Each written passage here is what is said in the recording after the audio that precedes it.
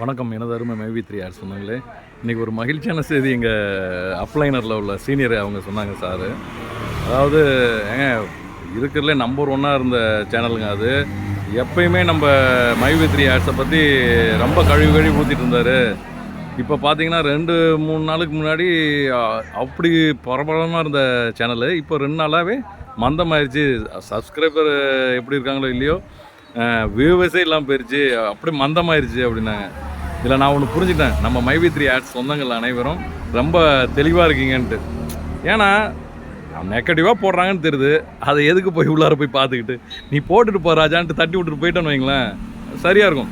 எதுக்கு நான் சொல்கிறேன்னா, நம்ம பார்க்க அவங்க என்ன நெகட்டிவ் தான் அதிகமாக சேனல்ஸ் உருவாகிக்கிட்டே இருக்குது.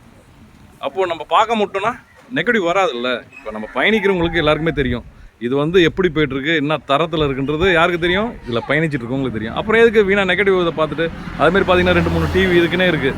அவங்கள பார்த்தா அப்படியே ஒன்றும் இல்லை. அன்றைக்கி எம்டிஏ பார்க்க எல்லாருமே நம்ம கோயம்புத்தூர் போனப்போ சார் வேர்த்துக்குன்னு இப்படி தான்ப்பா தொடச்சாங்க. அதை பார்த்தீங்கன்னா அழுகுற மாதிரி இப்படி போட்டு அந்த துடைக்கும் போது இதாகும் இல்லை, அது அப்போயே நானும் பார்த்தேன். நம்ம வீடியோ எனக்கு வரும்போது அந்த வீடியோலையும் பார்த்தேன், இப்படி துடைச்சிட்டு இருந்தாங்க. அதை அப்படியே ஸ்டில்லாக இப்படி நிப்பாட்டி வச்சுக்கிட்டு அதை ஒரு இதாக போட்டு நிறைய சேனலில் வருது. மனுஷன் துடைக்க கூட கூடாதா, அழுகுறாரு. அப்போது நம்ம என்ன அசைவுகளோ அந்த அசைவுல மூவ்மெண்ட் அப்படியே நிப்பாட்டிக்குவாங்க. அதனால் ரொம்ப சாதாரணமாக நீங்கள் இப்போ சரியாக செயல்படுறீங்க. ஆமாம், நம்மளுக்கு நெகட்டிவ் தேவையில்ல.